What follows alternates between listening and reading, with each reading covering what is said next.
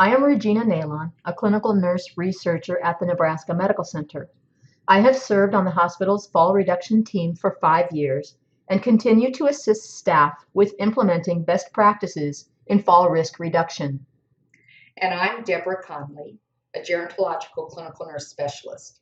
I champion the fall risk reduction team at Nebraska Methodist Hospital and coordinate our Nurses Improving Care for Health System Elders and the Age-Wise Gero-Palliative Care Nurse Residency programs. This learning module, Fall Risk Reduction, Best Practices for Nursing Staff in the Acute Care Setting, is one component of the Capture Falls Toolkit. The purpose of the Capture Falls project is to decrease the risk of inpatient falls in small rural hospitals.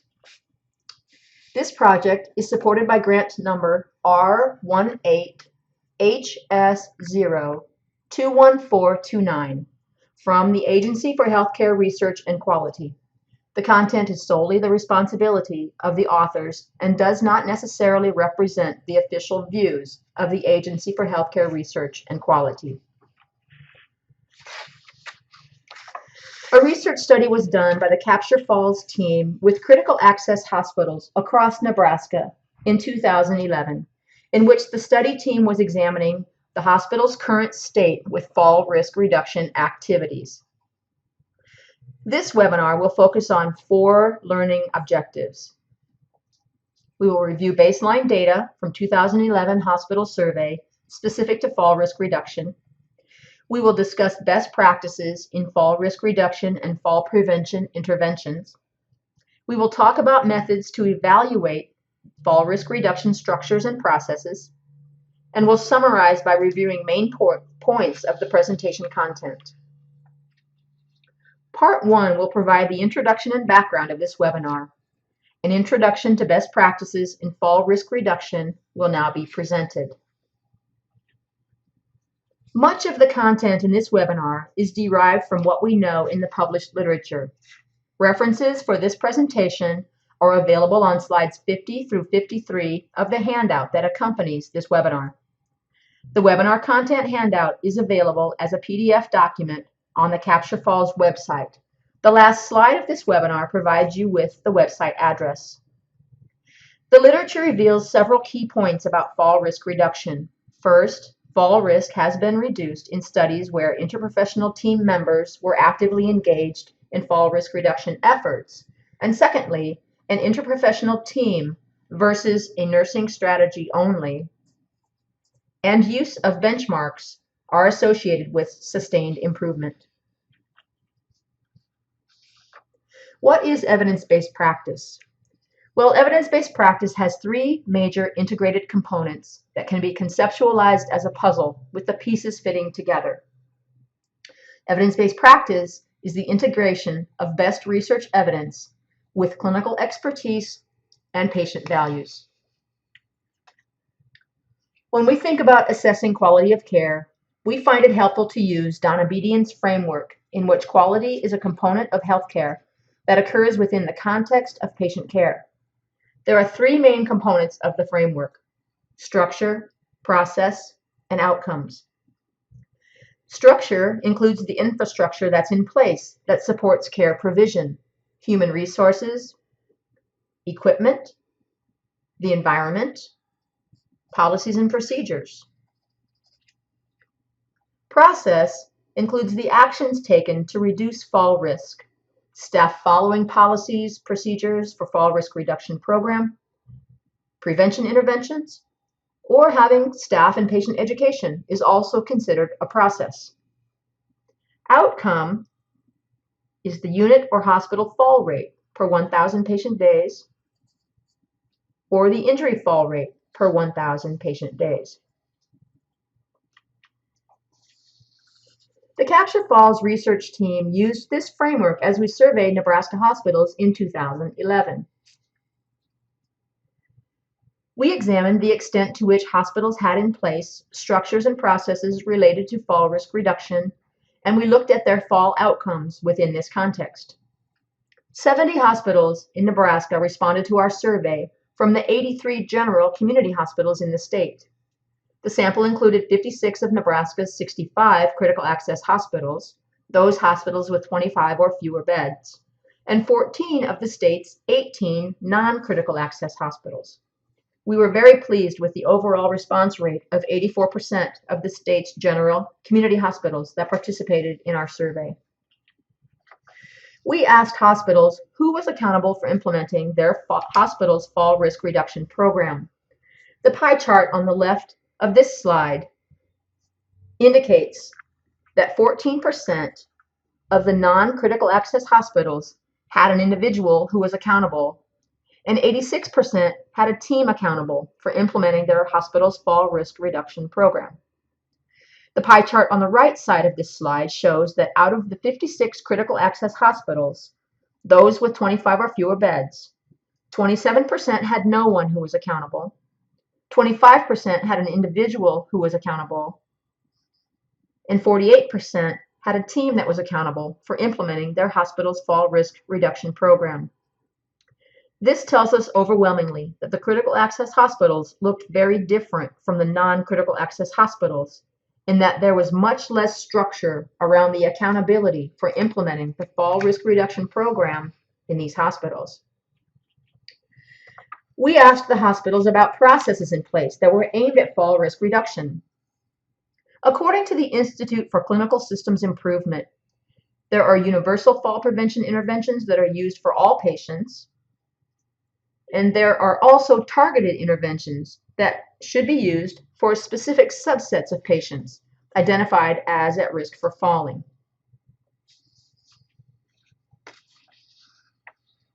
This slide displays the percentage of hospitals using each of the universal interventions listed, categorized by whether there was no one, or there was an individual, or there was a team that was accountable for implementing the fall risk reduction program. We see from this data that regardless of accountability structure, nearly all hospitals implemented the universal interventions of placing the call light within patient's reach and documenting fall risk in the patient's medical record. However, hospitals were less likely to have implemented hourly rounding and patient or family education for every fall risk patient. We also see that regardless of accountability structure, hospitals were also less likely to have implemented colored wristband and signage, bed or chair alarms, or use of increased lighting for all at-risk patients.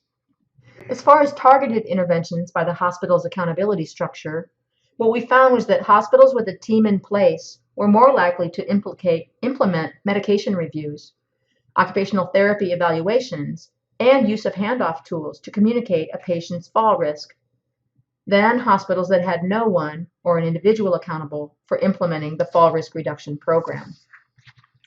Another process we asked about in our survey in 2011 was the extent that staff discussed fall risk as part of daily patient care. We asked if patient care staff from multiple disciplines discussed the patient's fall risk in the context of daily care. Of the 15 hospitals with no one accountable for fall risk reduction, only 14% discussed fall risk. Of the 16 hospitals with one individual accountable for fall risk reduction, 25% discussed fall risk. And of the 39 hospitals with a team accountable for fall risk reduction, 50% discussed fall risk. We also asked hospitals about the role that communication plays in their fall risk reduction efforts. Specifically, we asked if they communicated fall risk status to patients and families, and whether staff communicated with other staff members across shifts and across units and/or departments. What the data revealed was that hospitals with an individual or with teams tended to communicate fall risk more frequently to patients, families, and across units and departments. Of the 15 hospitals with no one accountable for fall risk reduction, 27% of them indicated that staff frequently or always receive information about actions taken to improve care as a result of falls. Of the 16 hospitals with one individual accountable for fall risk reduction, just over half, 53%, indicated that staff frequently or always receive information about actions taken to improve care as a result of falls. Of the 39 hospitals with a team accountable for fall risk reduction, 63% indicated that staff frequently or always receive information about actions taken to improve care as a result of falls. According to the Institute for Clinical Systems Improvement, all hospital staff, clinical and non-clinical, need to know the hospital's policies and procedures for fall prevention. Education needs to be ongoing and include fall prevention interventions, universal and targeted, post-fall protocols, what to do after a patient falls, and environmental indicators that can pose hazards. As a reminder, references for this presentation are available in the handout that accompanies this webinar. The webinar content handout is available as a PDF document on the Capture Falls website. The last slide of this webinar provides you with that website address. In Part 1, our goal has been to describe the structures, processes, and outcomes of fall risk reduction across Nebraska hospitals. Our survey told us that team structure and not hospital size significantly predicts rates of patient falls with injury. By highlighting where structures and processes are not consistent with the evidence, we provide a strategy for improvement that includes an interprofessional team, consistent use of a valid risk assessment tool, consistency with implementation of universal and targeted interventions, communication to all team members across shifts and departments, and communicating fall risk status and interventions in place to patients and their families. It's important for hospitals to learn from their data and benchmark their fall outcomes with other hospitals. Based on the data and on examining structures and processes, policies and procedures can be modified to make them consistent with what the evidence tells us is best practice. I'll now turn the webinar content to Deb, who will describe best practices for fall risk reduction in the hospitalized patient. In this next section, part 2 of this webinar, I will be presenting about reducing fall risk in the hospitalized patient. It involves all staff members, the patient, and family. There are 2 categories of interventions or strategies to implement in your fall risk reduction program: universal interventions and targeted interventions. The first one we will review is universal interventions. Those interventions that are implemented for all patients and are not dependent upon the patient's level of risk or fall risk assessment score. Universal interventions can be divided into 2 categories to make them easier to remember: environmental and mobility. The environment plays a huge role in keeping patients safe. Ways staff can improve the environment of care are to communicate with staff and to the patient and family any hospital-related factors that may potentially cause a fall, like dizziness, impaired vision, or unsteady gait. Specific information about that patient. Familiarize the patient to the environment and ask the patient to teach back or provide a return demonstration on how to use the call light and when they would use it. Reducing hazards such as keeping the room clutter-free, room floor clean and dry, keeping the call light and personal possessions all within reach.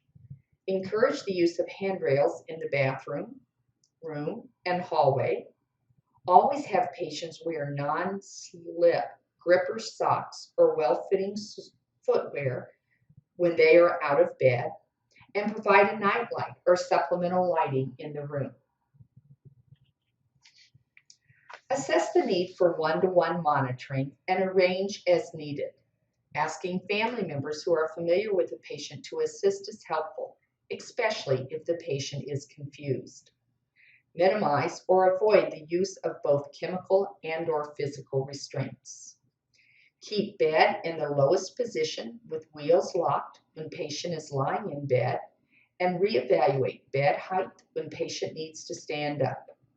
Lock wheelchairs when the patient is in the chair, as well as when the patient's not sitting in it.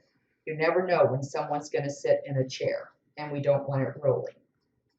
Keep the top side rails up to encourage bed mobility and movement. And highlighted on the slide is hourly rounding, or going into the patient's room with intention or for a purpose. This is when you are assessing what has been coined the 4 Ps. Is the patient experiencing pain? Is the patient positioned comfortably? Does the patient have all of their belongings within their reach or proximity? Does the patient have any personal needs, need for toileting? After the 4 Ps have been addressed, staff can ask the question, is there anything else I can do for you right now before I leave your room? Safe mobility is supported by using gait or safety belts, easily accessible for staff to use in the room with patients who do not walk independently. Use proper technique to transfer patient, communicate this from shift to shift and at all handoffs. Monitor gait, balance, and fatigue level with mobility. Instruct patients to rise slowly and sit on the edge of the bed or chair if necessary. And the bed is not your friend can be the hospital motto to encourage ambulation in the hallway and up for all meals if the patient is not on physician-ordered bed rest. Once universal interventions are in place for all patients, staff can target specific interventions based on the patient's level of risk for a fall and risk for injury. In this section, we will cover specific targeted interventions. When thinking about targeted interventions, ask yourself, what are the unique characteristics of this patient that place him or her at risk for falling? What interventions need to be in place to this patient's fall risk factors in addition to the universal interventions already in place? For example, what circumstances is this patient experiencing, like dizziness or unstable gait, or they forget their own limitations and get up without calling for help, that need to be addressed via targeted interventions? Once a patient has been identified at a certain level of risk using your fall risk assessment tool, this needs to be communicated to the patient, family, and all staff. Visual reminders or communication can be in the form of signage on the door in the room, colored armband, non-skid socks. Since patients travel within a hospital to x-ray, lab, therapy, the signage you use must be mobile and visible to the other departments, identifying the patient's level of fall risk. Verbal communication needs to occur with patients and families. Use the teach-back method as ask patients to demonstrate the use of the call light or other information you want to make sure they know. It's important to communicate fall risk among staff and to document it in the chart for others to see. It's also important to communicate across departments and units and across facilities. Engaging patients and families in promoting a culture of safety and seeking their input on fall risk reduction strategies is key. Ways to do this include sharing with them the patient's fall risk at admission, when risk status changes, and at discharge. Review the hospital's fall prevention program, what the signage or the armband, sock, and the socks mean, what their role is in keeping the patient safe. Follow staff instructions and why. For example, if the patient or family does not like, for example, a bed exit alarm, share with them it is your hospital fall policy to turn this on for patients who tend to get up on their own. The bed alarm alerts, summons staff quickly to the room to assist the patient with ambulation or other needs. We also need to communicate how to contact staff when necessary. Ask the patient to demonstrate when and how to use the call light. Document in the medical record evidence of patient education and patient family understanding of risk and prevention measures using teach-back. Just like universal interventions, which focused on the environment, we also have targeted interventions focusing on the environment. What type of pharmacological factors for this patient contributes to their risk of falling? Consider a pharmacy consult for medication review. That's a targeted intervention. Identify cognitive or physical deficits that contribute to a patient's fall risk. If a patient has impaired vision in the right eye, arranging personal items on the left side of the bed is a targeted intervention to help compensate for the vision loss. Calm an agitated patient with unhurried, soothing voice tone, music, familiar face, and ask family members to stay with them if possible. Provide a calm environment where interruptions are limited and time is provided for the patient to rest. Maintain consistency in procedures, routines, and staff allocation. Identify possible triggers for agitated or impulsive behavior. Examples would be medications, the time of day, possibly the patient having an infection, loud noise. We need to minimize these triggers when possible. Provide patients who are dependent with an adapted means of summoning help. Place bright colors on a call light to make it easier to see. Connect it to their gown or the upper side rail. Consider a physical therapy or occupational therapy or a behavioral therapy consult for behavioral management. Maximize orientation, awareness, and function. Determine whether mobility aids are needed and are used appropriately and correctly. Another category for targeted intervention is bed and toileting. These patients need supervision and/or assistance with personal needs and mobility. Best practices to implement include use bed and chair exit alarms at all times, making sure they are functioning each time the staff member is in the room. Supervise transfers and ambulation. Take the patient to the toilet on a regular schedule, not asking the patient if they need to toilet, but saying, "I'm here to assist you to the toilet." Toilet patient before administering sedating medications. Use raised toilet seat as needed and seek an occupational therapy consult with questions. A staff member should remain with the patient when in the bathroom or if the patient uses a bedside commode. It's been said that safety trumps privacy. Have this conversation with your patient so they know that why you're attending to them while in the bathroom, and provide as much privacy as possible.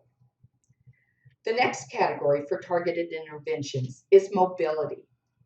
Keeping patients mobile and out of bed prevents lower extremity weakness, which we know contributes to falls. Use personal sensory and assistive devices such as hearing aids, glasses, walker, or a cane.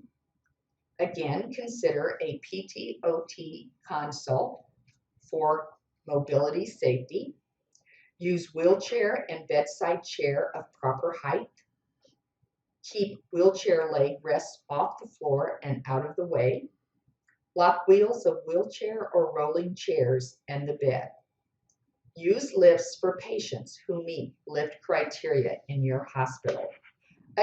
Additional mobility targeted interventions include the use of hip protectors for patients at high risk for a hip fracture, specifically those with brittle bones or who have osteoporosis. Consider the use of helmets to prevent head injury with patients on anticoagulation medications or who are neurologically impaired.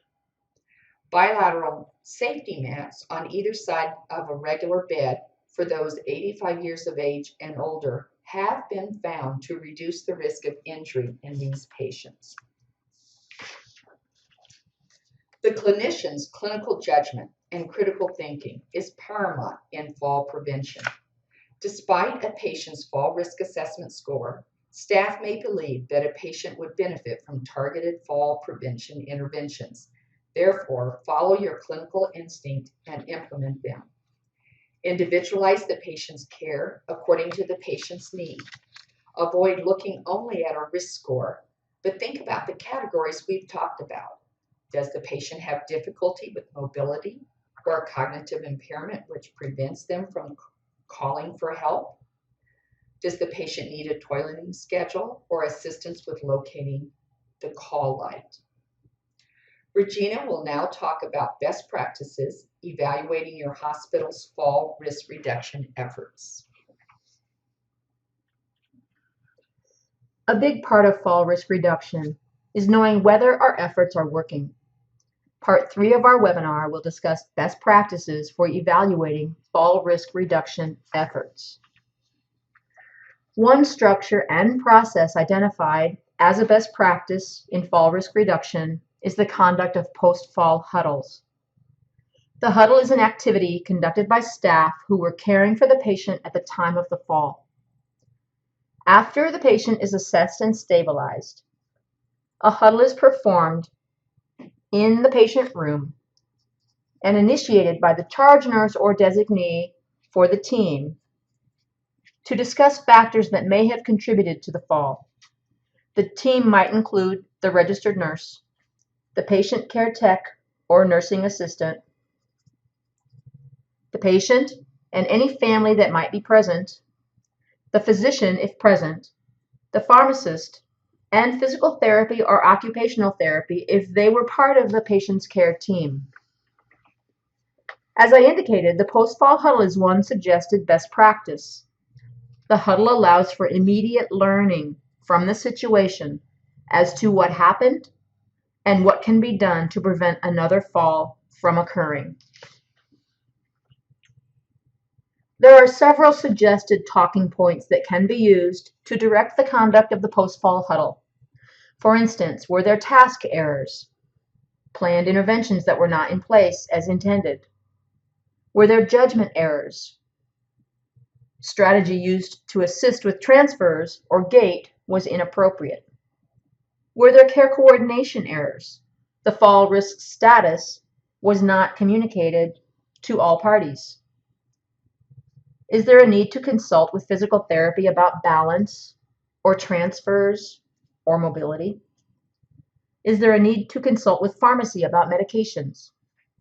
These are all prompts for the team to dig deeper into the event after it happened and to be able to identify what processes can be put into place to keep the patient safe from falling again. It is important that the whole unit and other departments can learn from post-fall huddles. So we suggest and encourage that you develop a process where this information gets funneled for wider learning across staff so that they can also learn how to prevent falls. Another process identified as best practice is to conduct audits on the extent to which processes are in place that should be to reduce the patient's risk for falling. Slide 39 displays a fall reduction process and structure audit tool that we've developed for the purposes of illustrating some of the components that you might want to audit to measure the effectiveness of staff following expected policies and procedures related to fall risk reduction. This tool is available on the tool inventory page of the Capture Falls project website. The last slide in this webinar provides you with the website address. An audit focusing on fall prevention structures and processes contains elements you may want to measure on a periodic basis, perhaps monthly, to determine if the interventions that should be in place actually are with your fall risk patients. What you would do in your hospital is assign a staff member, perhaps a member of the fall reduction team, from each unit to audit the fall risk patients on a randomly selected day each month. Depending on the size of the patient care unit, maybe 50% of the at-risk patients will be audited. If it is a small unit, perhaps 100% of the fall risk patients will be audited. The auditor identifies the patients who are at risk of falling per their last recorded fall risk score in the patient's medical record and proceeds with auditing whether the processes are in place that should be per your hospital's policy. Another measure of the effectiveness of fall risk reduction activities in your hospital is the actual number of falls and injury falls that occur. According to the Institute for Clinical Systems Improvement, transparency of fall rates by sharing between hospital units, hospitals, and hospital systems, or public reporting has a positive effect on falls and injury reduction. Staff awareness of fall rates have been shown to help improve fall risk reduction efforts. For the purposes of our project, we use the definition of a fall that is also used by the National Database of Nursing Quality Indicators. A patient fall is a sudden, unintentional descent with or without injury to the patient that results in the patient coming to rest on the floor or on or against another surface, such as a counter, on another person, or on an object, such as a trash can. Injury levels can range from minor, bruising, to major, fracture, or death.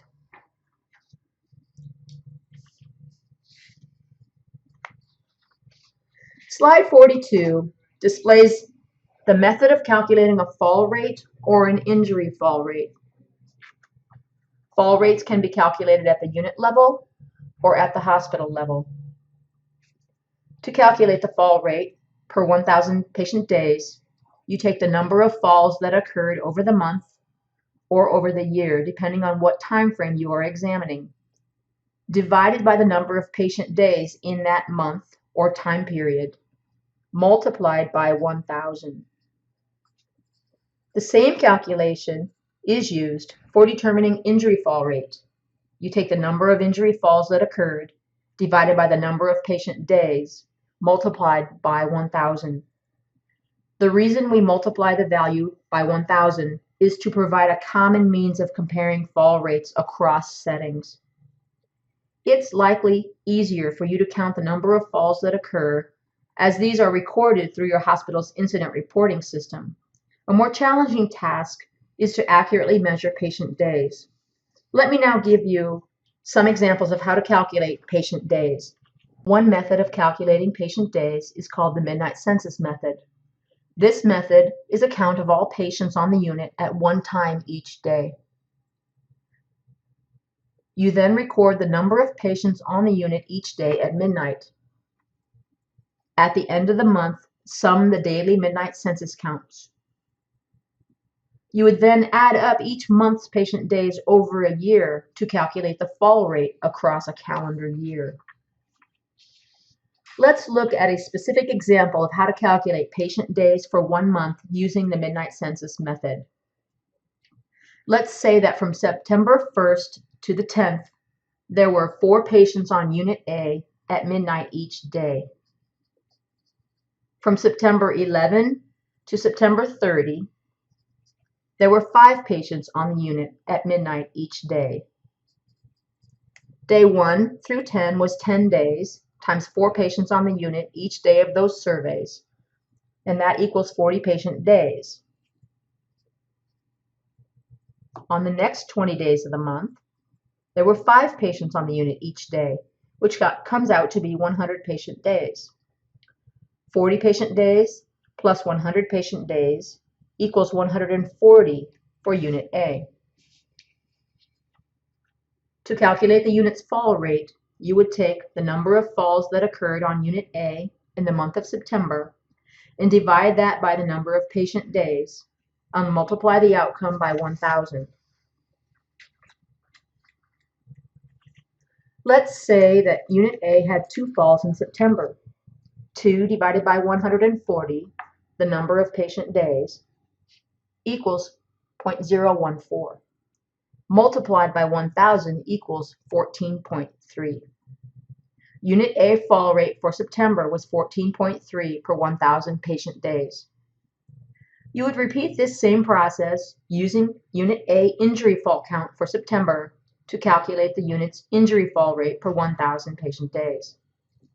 If your hospital has several different units, you would combine all the data for all the units in the hospital to calculate the hospital's total fall rate and injury fall rate per 1,000 patient days.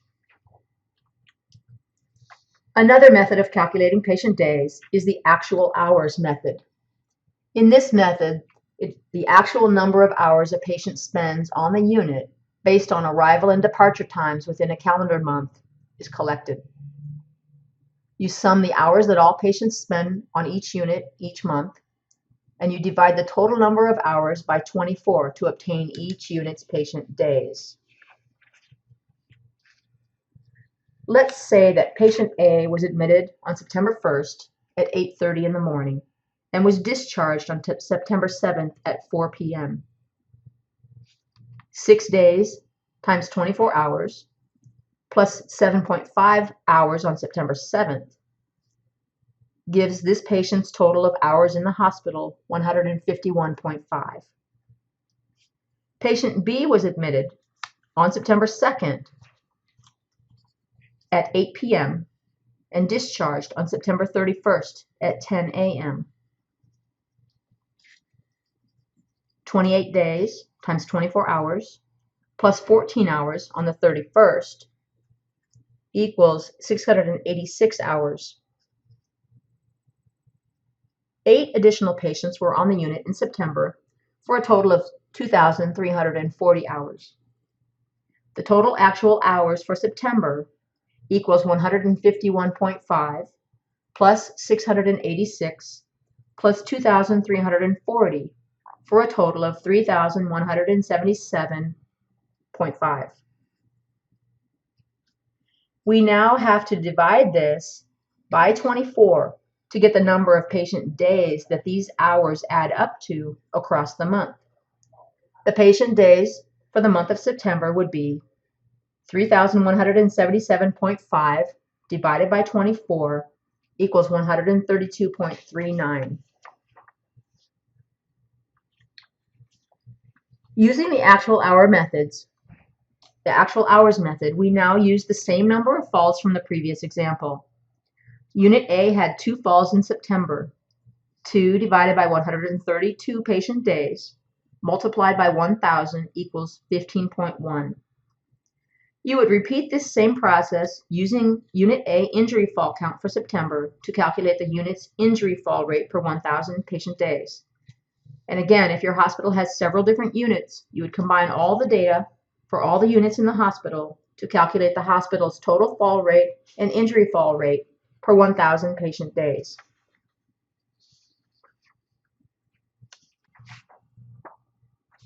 This webinar has provided an overview of best practices in fall risk reduction for nursing staff in the acute care setting. Key points to take away include the importance of communicating the patient's fall risk to other members of the care team, as well as to the patient and his or her family members. It is also critical to educate the patient and family about why they are at risk and what their role is in helping to prevent the patient from falling.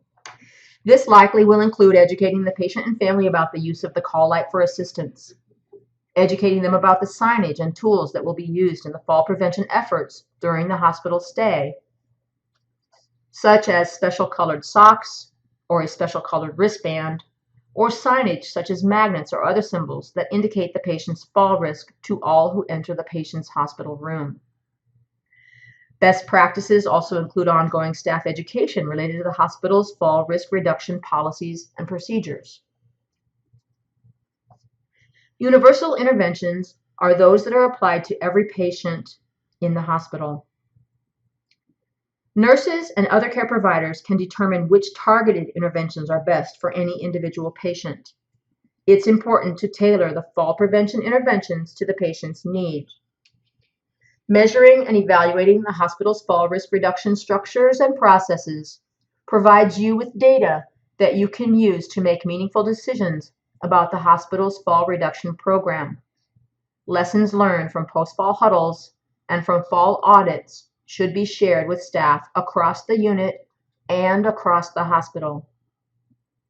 Fall reduction is a team effort, and anyone having contact with the patient is a stakeholder in the effectiveness of the hospital's fall risk reduction efforts. As indicated earlier, the last several slides of the webinar include references that are available on the handout that accompany this webinar.